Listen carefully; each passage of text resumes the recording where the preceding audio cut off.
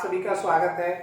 और आज न्यूराइट में आपको सेकेंड पार्ट नॉमिनोकल्चर जो हम लोग का चल रहा था, कार्बनिक यौगिकों का नामांकन।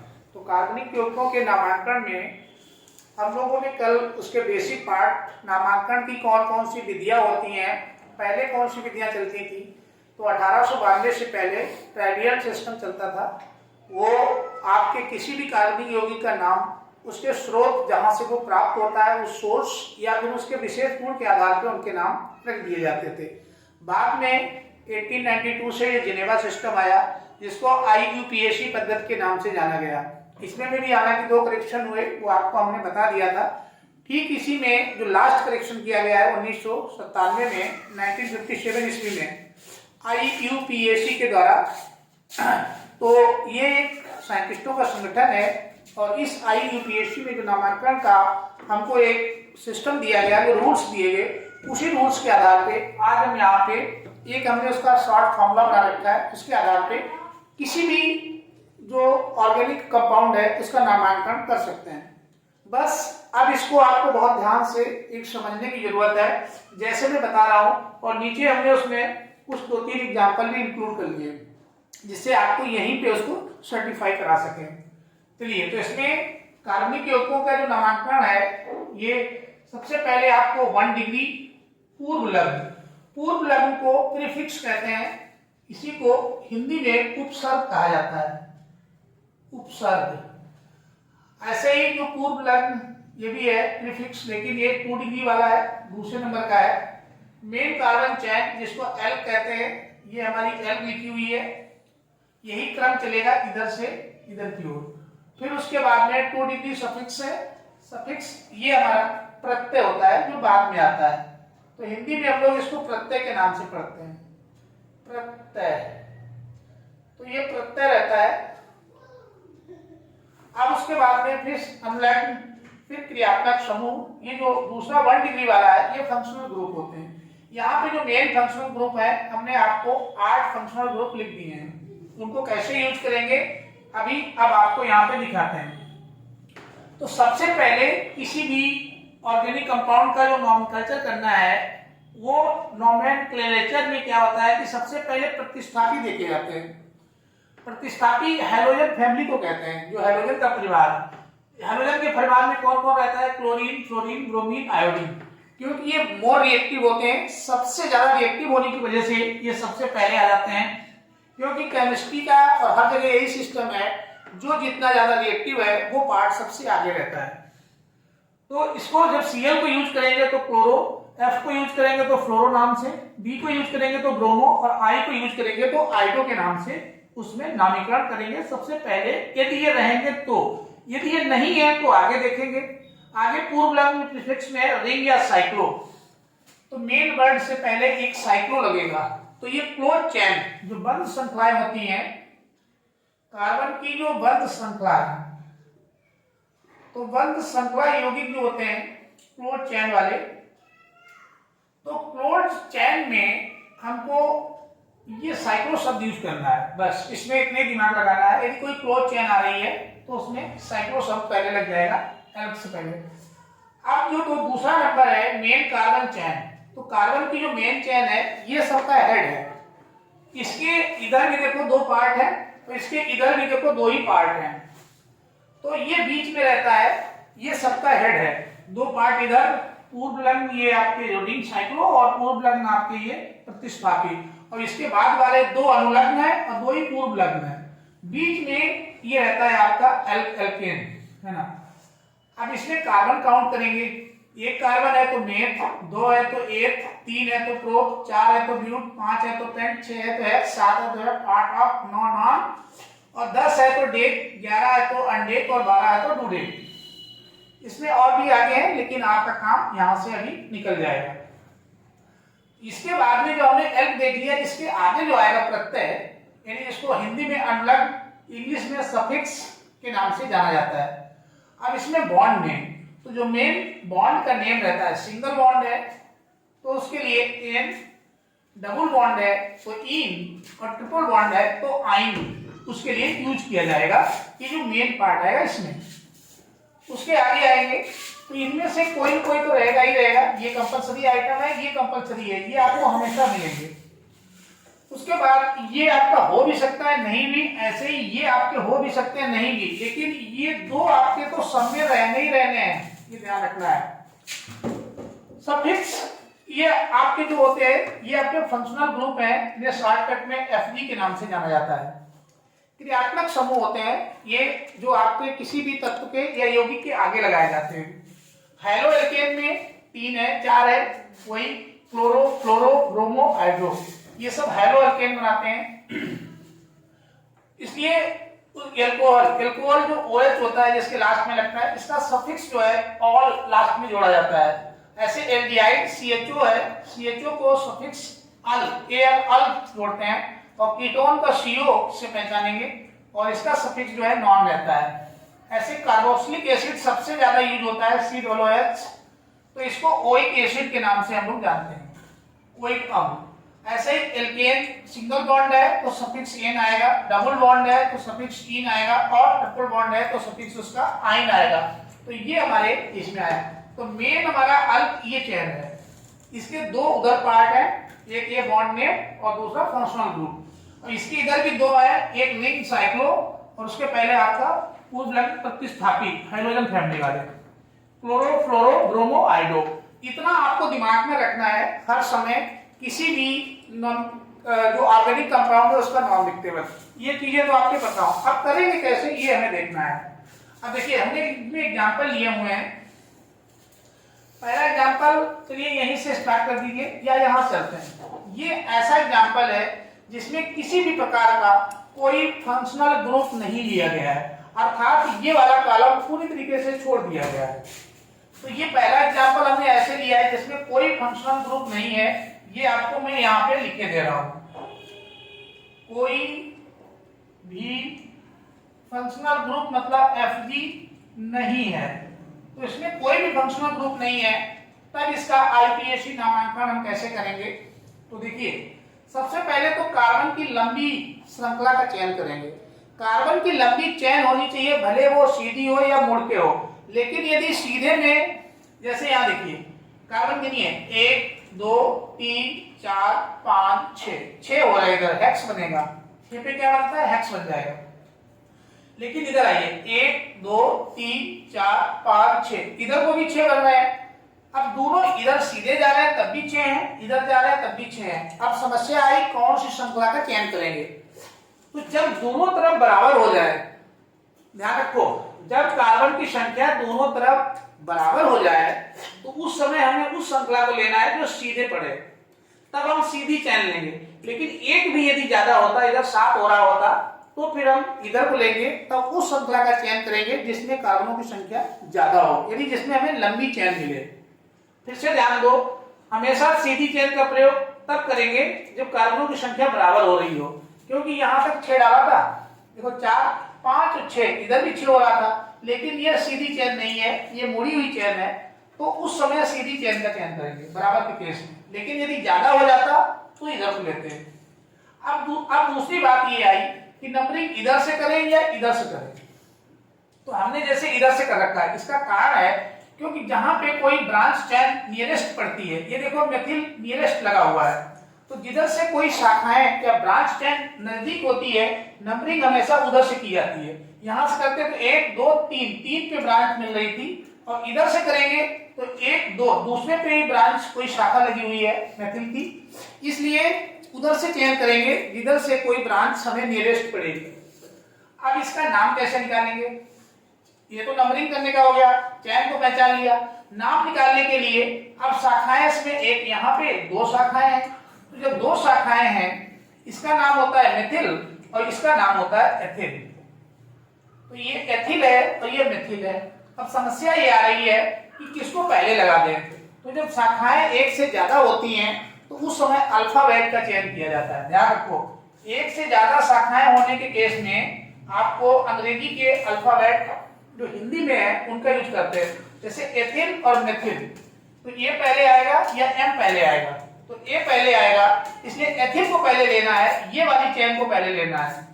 अब ये किस पे लगा हुआ है, 4 पे लगा हुआ है, तो 4 पे लगा है तो 4 लिख दीजिए, नंबर और शब्द जहां पे आएंगे वहां पे हाइफन का प्रयोग करेंगे।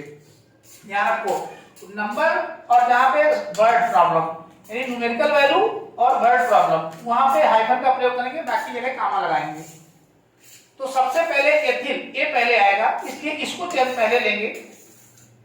ये वर्णमाला देखी जाती है अल्फाबेट, तो इसलिए 4 पे लगा हुआ है एथिल।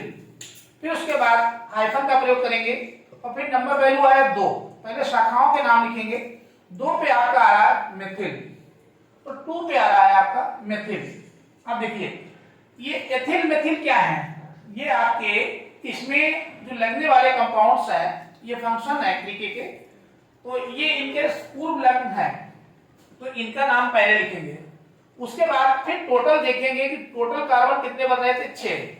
तो 6 जो बन रहे थे, तो उनमें इनमें से 6 के लिए जो आएगा वो हेक्स आएगा, तो इसलिए इसको हमने भी लिखा हेक्स। और इसमें सारे सिंगल बॉन्ड है, तो सिंगल बॉन्ड जब रहता है तो सिंगल बॉन्ड के लिए एन आता है, तो इसी में एल जो आएगा उसमें एन जोड़ेंगे, यानी हेक्स में क्या जोड़ देंगे, एन। तो ये वाला हो गया हेक्स, इसके आगे जुड़ जाएगा एन क्योंकि सिंगल बॉन्ड है, तो हेक्सेन। ये देखिए हेक्सेन। अब इसमें देख रहे होंगे कि इसमें एल्क, ये वाला पार्ट और ये बॉन्ड इसमें लगे हुए हैं क्योंकि इसी में हमारा एल्क है और बॉन्ड नेम है, इसमें बॉन्ड नेम और एल्क इसमें आ गया है। उसके पहले ये जो लगे हुए हैं, ये आपके लिखने की नोटेशन प्रणाली है, ये पूर्व लग्न है, ये पूर्व लग्न है, सफिक्स में रहेंगे, ये इसी में है। हालांकि प्रतिस्थापी के अलावा ये वाले इस टाइप से रहते हैं क्योंकि ये ब्रांच बनाते हैं, तो ये सब पूर्व लग्न में आ जाएंगे। उम्मीद करते हैं ये नाम आपने सीखा होगा, सीखने की कोशिश की होगी। अब देखिए इसमें कोई भी हमने फंक्शनल ग्रुप नहीं लिया था, ये वाला इसमें था ही नहीं। अब ये देखिए दूसरा पार्ट जो हमने ले रखा है एग्जांपल, उसमें हमने फंक्शनल ग्रुप ले लिया है, Br को भी ले लिया है, Cl को भी ले लिया है। तो Br और Cl, ब्रोमीन, क्लोरीन, ये आपके इधर से हमने उठा लिए हैं। अब इसमें क्या करना है, इसको कैसे करेंगे, तो इसमें भी नंबरिंग वही चीज है कि इधर से कर दी जाए या इधर से कर दी जाए। तो इसमें क्लोरीन, देखिए जो नियरेस्ट पड़ेगा, फंक्शनल ग्रुप जहां से नियरेस्ट पड़ेगा वहां से लिया जाता है। अब इधर साइड से यदि हम करते तो 1 के बाद दूसरे नंबर पे आता फंक्शनल ग्रुप, जबकि इधर से पहले ही नंबर पे फंक्शनल ग्रुप लगा हुआ है। तो जहां से फंक्शनल ग्रुप नियरेस्ट पड़ता है हमेशा कार्बन पे अंकन वहीं से किया जाता है, तो इसलिए हमने इधर से किया है, इधर से नहीं किया है। तो 1 2 3 4 लंबी चेन इधर को मिल रही है 4 पे। अब देखिए फिर वही बात आ गई कि नाम आप पहले 1 का लोगे या फिर 3 पे 2 लगे हुए हैं, इनके नाम पहले लेने हैं क्योंकि ये प्रतिस्थापी है, इनका पहले लेना पड़ेगा। ये वाला तो है नहीं, क्लोज चेन तो है नहीं, तो ये चल रहा है। तो इसमें सबसे पहले ब्रोमो, बी पहले आएगा अल्फाबेट के हिसाब से, तो 3 ब्रोमो 1 क्लोरो, ये 1 पे क्लोरो लगा हुआ है, 3 पे ब्रोमो लगा हुआ है। तो अल्फाबेट का भी शाखाओं में अल्फाबेट का ध्यान दिया जाता है।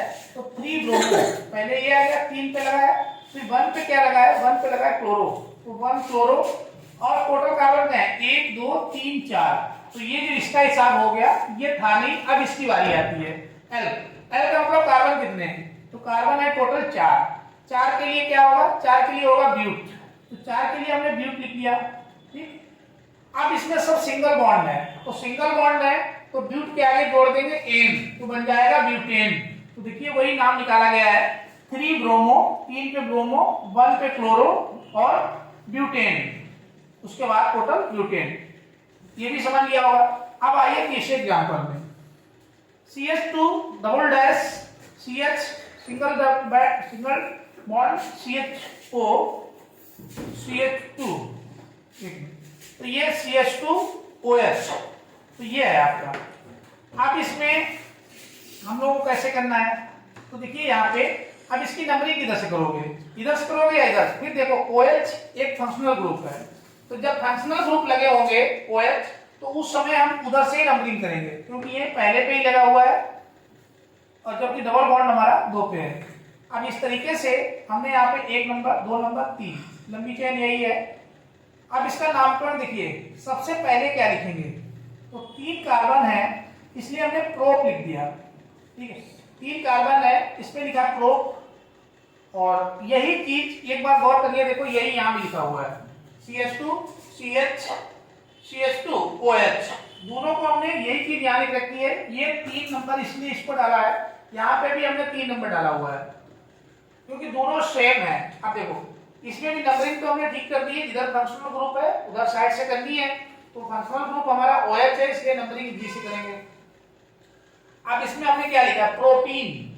प्रोटीन क्योंकि ये डबल बॉन्ड है, तो डबल बॉन्ड लगा हुआ है, 2 पे लगा हुआ है, तो प्रोटीन 2 लिख दिया।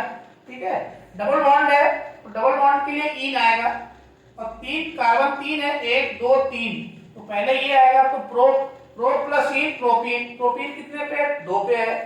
फिर आगे लिख दिया गया ऑल 3, तो जो ऑल है वो किस पे लगा हुआ है, 1 पे लगा हुआ है, ना कि 3 पे लगा हुआ है, तो ये गलत नंबरिंग है, ये सही नहीं है, ये नामांकन सही नहीं है। अब देखो सही क्या होगा इसका, इसको सही ये निकाला जाएगा, तो सबसे पहले 3 कार्बन हो रहे हैं तो प्रोप है, लेकिन जो बॉन्ड है हमारा बॉन्ड नेम पहले आएगा। बॉन्ड नेम क्या है, बॉन्ड नेम हमारा इन है, तो इन, और जो फंक्शनल ग्रुप है वो लगा हुआ है 1 पे, तो 1 ऑल, तो ये इसका सही नोटेशन है।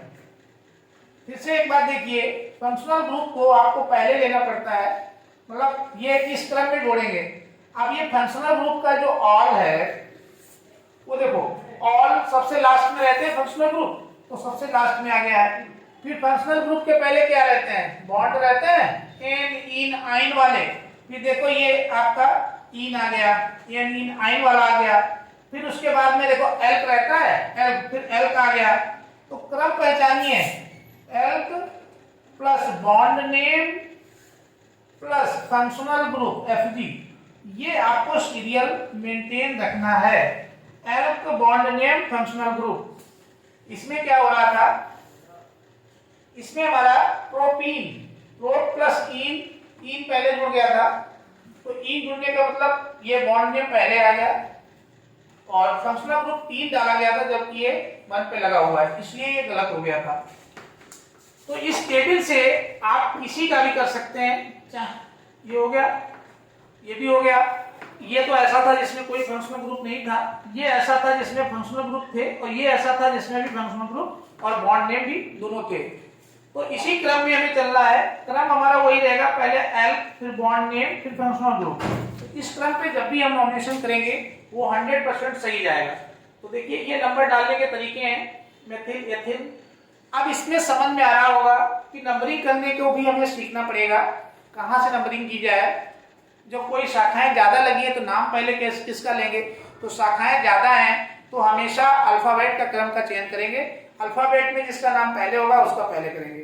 कार्बन की सबसे लंबी श्रृंखला चुनेंगे, लंबी श्रृंखला में जिधर को कार्बन मिल रहे होंगे उधर को लेंगे, भले हमें मुड़ना पड़े। लेकिन यदि सीधी में जितने कार्बन मिल रहे हैं उतने मुड़ने से मिल रहे हैं, तब सीधी चयन का श्रृंखला का चयन करेंगे। मुख्य श्रृंखला का चयन हम लोग उस समय देख के करते हैं जिसमें अधिक जो है शाखाएं लगी हुई हों। तो ये चीजें आपको थोड़ी सी अभी समझनी है। जैसे आप इनको समझ गए, अभी हम इसके बाद इन्हीं की प्रैक्टिस करा दे रहे हैं, उसके बाद आप किसी को भी चुटकियों में कर लेंगे। अब इसमें कार्बन यौगिकों के नामांकन में हम उन यौगिकों का नामांकन करेंगे जिसमें कोई भी फंक्शनल ग्रुप नहीं है, इसलिए हमारी जो हेडिंग है बिना फंक्शनल ग्रुप वाले कार्बनिक यौगिकों का नामांकन। देखिए इसके लिए टोटल आपके पास जो रूल हैं वो 5 आपको सही से पता होना चाहिए। कार्बन परमाणुओं की सबसे बड़ी श्रृंखला ज्ञात करना, ये तरीका आपके पास होना चाहिए। श्रृंखला में कार्बन परमाणुओं पे अंक लिखना, ये सभी में यूज होगा, भले उसमें फंक्शनल ग्रुप होंगे तब भी। पार श्रृंखला का नामांकन, जो ब्रांच चेन है उसका नामांकन अल्फाबेट के हिसाब से किया जाता है, तो इसमें अल्फाबेट के क्रम को अंग्रेजी वाले को ध्यान रखना है। उसके बाद मुख्य श्रृंखला का चयन करना, ये इसका चौथा रूल है। और 5वां रूल है समान स्थिति की 5 श्रृंखलाओं के नामांकन कैसे करेंगे, तो सरल श्रृंखला को देखा जाएगा, तो उसमें जो प्राथमिकता मिलेगी वो सरल श्रृंखला को मिलती है, तो ये आपको ध्यान रखना है। 5 श्रृंखला का नामांकन, तो उसमें जो श्रृंखला के अंदर श्रृंखलाएं होती हैं उनका नामांकन कैसे करेंगे, तो ये टोटल 6 रूल है। अब 6 रूल को आप कैसे समझेंगे, तो सबसे पहले हम इसको समझाते हैं कार्बन परमाणुओं की सबसे बड़ी श्रृंखला ज्ञात करना। कहने का मतलब ये है कि कार्बन परमाणु जिस तरह से आपको सबसे ज्यादा मिले वो लेनी है, भले ही हमें मुड़ना पड़े। देखिए यहां से हम देख रहे हैं 1 2 3 4 5 6 सीधे आ रहे हैं तो 6 मिल रहे हैं। अब हम इधर से आए 1 2 3 4 5 6 7 8 इधर से आए हैं यहां तक। तो यहां तक जब हम आ रहे हैं तो 7 मिल रहे हैं हमको, 7 मिल जा रहे हैं। तो यहां तक टोटल हमको 7 मिल रहे हैं। इधर जाएंगे तो 6 ही मिल रहे हैं 1 2 3 4 5 6। तो सीधे में कम मिल रहे हैं जबकि मुड़ने से ज्यादा हो जा रहा है, 7 हो जा रहा है। तब हम बड़ी श्रृंखला का चयन करेंगे। तो बड़ी मतलब जिसमें कार्बनों की संख्या ज्यादा हो। तो कार्बन परमाणुओं की सबसे बड़ी श्रृंखला ज्ञात करेंगे, भले ही उसमें मुड़ना क्यों न पड़े। लेकिन जब समान दूरी होता, 6 इधर होता 6 यहां होता, तब सीधी लेंगे। तो ये इस तरीके से सबसे बड़ी श्रृंखला का हम चयन कर लेंगे, भले ही मुड़ी हुई हो। तो सबसे बड़ी श्रृंखला लेंगे, सबसे बड़ी श्रृंखला, भले ही मुड़ना पड़े। तो सबसे बड़ी लेंगे। लेकिन समान की स्थिति में, समान कार्बन की स्थिति में सीधी चेन लेंगे, तब सीधी लेंगे, तब सीधी श्रृंखला लेंगे, तब मुड़ने की जरूरत नहीं है। अब इसका नाम कैसे निकालेंगे, अब इसमें इनका नामांकन कैसे करेंगे ये चीज देखें। तो नामांकन के लिए तो सबसे पहले एक चीज समझ में आ गई कि कार्बन परमाणुओं की सबसे बड़ी श्रृंखला भले ही मुड़ना पड़े, लेकिन समान कार्बन समान स्थिति में सीधी श्रृंखला का ही लेंगे। तो तब सीधी श्रृंखला लेंगे। तो इसमें इधर से ज्यादा हो रहे थे इसलिए हमने मुड़ने वाली ली। अब यहाँ तक 7 आया है। अब इसमें नंबरिंग करनी है। तो नंबरिंग किधर से करेंगे, इधर से ग्रुप नजदीक हो, इधर से भी उतनी दूरी थी, उधर से भी उतनी दूरी थी। तो आप सरल की तरफ से कर दीजिए 1 2 3 4 5 6 7 हो गया। अब इसको देखिए 2 पे 2 मेथिल लगे हैं, तो 2 पे 2 मेथिल है, 2 पे 2। उसके बाद में 5 पे आ जाइए। 5 पे आपके 2 लगे हुए हैं, एक ये और एक ये। 5 पे 2 और टोटल मेथिल कितने हैं ये देखिए 2 2 4 और 2 6 2 और 2 4। तो 4 के लिए टेट्रा मेथिल और टोटल कार्बन 7 है। तो 7 के लिए हेक्स और सब सिंगल बॉन्ड है इसलिए एन। तो 2 2 यानी 2 पे 2 मेथिल है, देखो एक ये वाला और एक ये वाला। तो 2 पे 2 मेथिल लगे तो 2 पे 2। फिर उसके बाद 5 पे आइए, 5 पे ये 5 पे आ गए। यहाँ पे भी 2 है तो 5 पे 2 कौन से हैं, एक ये वाला है और एक ये वाला है। तो 5 पे 2 लगे हैं। उसके बाद टोटल कितने हैं, तो 1 2 3 4। 4 के लिए टेट्रा मेथिल, 4 मेथिल है तो टेट्रा मेथिल। और टोटल कार्बन 7 है तो 7 के लिए हेक्स होता है, सिंगल बॉन्ड है तो एन, हेक्सेन। इस तरीके से ये नाम निकल आया। आप श्रृंखला में कार्बन परमाणुओं पे अंक लिखना। अंक कैसे लिखेंगे, अंक हमेशा उधर से लिखेंगे जिधर से फंक्शनल ग्रुप कोई भी नजदीक हो या ब्रांच चेन नजदीक हो। तो ब्रांच चेन इधर से एक के बाद दूसरे नंबर पे थी, इधर से भी दूसरे नंबर पे थी, तब कहीं से भी कर सकते हैं। तो इसलिए हमने इधर से कर दिया, लंबी चेन यहां से मिल गई। अब इसमें देखो 2 पे 2 मेथिल लगे हैं तो 2 पे 2। उसके बाद 5 पे आइए, 5 पे आपके कहे हैं तो ये भी CH3 है। तो 1 2 इसको तो खुद ही नंबर मिला हुआ है, यहाँ पे भी 2 है तो 5 पे 2 मिले हैं। उसके बाद में फिर टेट्रा कैसे हो गया, तो एक ये एक 2 और एक ये 4। तो इसमें 5 पे भी 2 थे। अब उसके बाद में टेट्रा इसलिए है क्योंकि टोटल संख्या इनकी 4 है। टेट्रा मेथिल 4 मेथिल है और हेक्सेन इसलिए है क्योंकि 6 है। तो ये समझ में आ पाया हो। उसके बाद में पार्श्व श्रृंखला का नामांकन, कि जो ब्रांच चेन होती है अब उसका नामांकन कैसे करेंगे। तो पार्श्व श्रृंखला का नामांकन अंग्रेजी के वर्णमाला के आधार पर होता है। देखो एक श्रृंखला ये आ गई, एक श्रृंखला आ गई, 2 आ गई, तो किसका पहले करेंगे और किसका बाद में करेंगे। तो अंग्रेजी वर्णमाला को देखेंगे। बड़ी चेन उधर से नंबरिंग करेंगे जिधर से, ये पहले रूल है, जिधर से कोई ब्रांच नजदीक हो। तो यहां से ये ब्रांच नजदीक पड़ रही थी, इधर से 2 3 के बाद पड़ रही थी, तो जिधर से ब्रांच चेन नजदीक होगी उधर से ले लेंगे। अब ये नजदीक था तो इधर से नंबरिंग कर दी सीधी। इधर को मुड़ जाते 1 2 3 4 5 6 हो जाता। 1 2 3 4 5 6 दोनों तरफ बराबर था तो जब दोनों तरफ बराबर हो तब सीधी श्रृंखला का चयन करेंगे। एग्जाम्पल आपके लिए हम बहुत सटीक लेके आए हैं, इसलिए इनका अध्ययन आप बहुत कायदे से करें। तो यहां से इधर सीधी 6 मिल रही है, इधर को भी 6 मिल रहे हैं। देखो 1 2 3 4 5 6, लेकिन मुड़ी हुई चेन तब लेंगे जब संख्या ज्यादा हो। बराबर के केस में सीधी श्रृंखला का चयन करेंगे, स्ट्रेट चयन लेंगे। अब कैसे नाम निकाला गया इसका, तो 4 पे आ गया एथिल। 4 ये है एथिल, अल्फाबेट में ए पहले आता है तो एथिल, इसलिए इसका नाम पहले आया। ये देखो एथिल है कि नहीं है, इसको ऐसे लिखा जाता है, इसको ऐसे भी तो लिख सकते हैं C2H5, तो एथिल हो गया। तो एथिल 2 पे देखिए, ये 2 है, 2 पे क्या लगा है, ये मेथिल लगा हुआ है। CH3 को मेथिल कहते हैं। तो ये मेथिल, टोटल कार्बन 6 है तो 6 के लिए हेक्स और सिंगल बॉन्ड है तो एन हो गया हेक्सेन। उसके बाद मुक्त श्रृंखला का चयन करना। मुक्त श्रृंखला हमेशा उस श्रृंखला को लेंगे जिसमें ब्रांचेज ज्यादा हो। देखो यदि हमने मान लेते इधर से ले लेते हैं ऐसे 1 2 3 4 5, इधर से 5 मिल रहे थे, इधर से 1 2 3 4 5 6, इधर से 6 मिल रहे थे, इधर से भी 6 मिल रहे हैं। लेकिन यदि ये वाली हम लेंगे तो ब्रांच हमको क्या मिलेंगी इसमें, उस केस में ब्रांच हमको एक ही मिल पाएगी, ये एक ही मिलेगी, एक है, 2 मिल जाएंगी। लेकिन यदि हम सीधी चेन लेंगे, क्योंकि टोटल कार्बन तो बराबर ही हो रहे हैं, तो सीधी चेन का चयन करेंगे तो उस केस में एक हमको ये श्रृंखला मिलेगी, ये वाली, एक हमको ये ब्रांच मिल जाएगी और एक हमें ये ब्रांच मिल जाएगी। तो सीधी चेन लेने से हमें 3 ब्रांचें मिल रही हैं।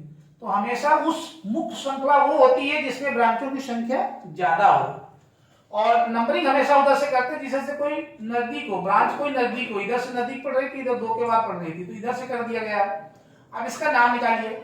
नाम देखो कैसे निकालते हैं, 3 पे कोई अल्फाबेट लगाइए ब्रांचों के लिए, इसको लेंगे इसको लेंगे, दोनों ब्रांचें हैं तो अल्फाबेट, पहले एथिल का नाम आएगा, ये हमारा एथिल है। 3 पे लगा हुआ 3 एथिल, 2 पे आपका 4 डाइमेथिल।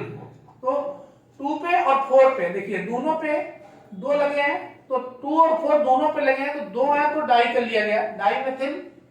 और टोटल कितने हैं, तो टोटल कार्बन कितने 6, तो हेक्स सब सिंगल बॉन्ड है तो हेक्सेन, तो 3 मेथिल 2 4 डाई मेथिल हेक्सेन। इस तरीके से समान स्थिति की पार श्रृंखलाओं का नामांकन, जब समान स्थिति में हो तब उनकी श्रृंखलाओं का नामांकन कैसे करेंगे, तो इसमें सरल श्रृंखला का चयन करेंगे। तो इसमें जो सरल होगी उसको लेंगे। देखो ये तो थोड़ी बड़ी सी है, ये छोटी पड़ रही है, तो यहाँ पे छोटी वाली को फिर वैल्यू देंगे। इधर से 1 2 3 पे लगी थी, इधर से देखो 1 2 3, ये भी 3 पे थी। अब नंबरिंग इधर से करें या उधर से करें, क्योंकि दोनों बराबर दूरी पे हैं, तब हमेशा सरल की तरफ लेंगे, क्योंकि ये सिंपल है तो ये सरल है, क्योंकि इसमें ज्यादा है C2 इसमें संख्या ज्यादा है परमाणुओं की। ये देखो तो ये उसकी तुलना में जटिल है, इसकी तुलना में, तो सरल की तरफ से नंबरिंग करेंगे। फिर उसके बाद नॉमिनेशन, वही श्रृंखलाओं का अल्फाबेट ले लेंगे। 5 पे आपका एथिल है, 3 पे आपका मेथिल है, और टोटल कितने 7, तो हेप्टेन हो जाएगा। फिर पार श्रृंखला का नामांकन, ब्रांच के अंदर ब्रांच होती है उसका नामांकन कैसे करते हैं, तो उसका नामांकन के लिए ले लीजिए टोटल नंबरिंग। इधर से फंक्शनल ग्रुप नजदीक है तो इधर से नंबरिंग कर दी, यहाँ से 200 नंबर पे था, देखो 1 2 3 नंबर पे था, यहाँ से 1 2 200 नंबर पे ही है, तो नंबरिंग इधर से होगी, सीधी चेन हमको इधर मिलनी है। अब यहाँ पे टोटल देखिए 2 पे क्या लगा मेथिल, और 6 पे आपका क्या लगा हुआ है, 6 पे लगा हुआ है एथिल और मेथिल दोनों। तो इसको सबसे पहले लिखिए 2 पे मेथिल, 2 पे मेथिल हो गया। उसके बाद 6, तो जो ब्रांच के अंदर ब्रांच होती है उसको ऐसे लिखते हैं 6। अब 6 में क्या है, 1 पे मेथिल और एथिल, 1 पे मेथिल एथिल, 1 पे मेथिल और एथिल। उसके बाद टोटल कितने हैं, टोटल है आपके 8 और सब सिंगल बॉन्ड है, इसलिए ऑक्टेन। तो इस तरीके से इनके नाम निकाले जाते हैं। तो ये 6 रूल आपके ऐसे हैं जो सब में यूज होंगे, इनको आपको बहुत ध्यान देना है। चलिए अब आज इसको यहीं पे स्टॉप करते हैं, और फिर आपको नेक्स्ट जो फंक्शनल ग्रुप या बाकी सब है थोड़ा सा और प्रैक्टिस कर लोगे, क्योंकि इन्हीं के माध्यम से वो सब हो जाता है। Thank you for watching.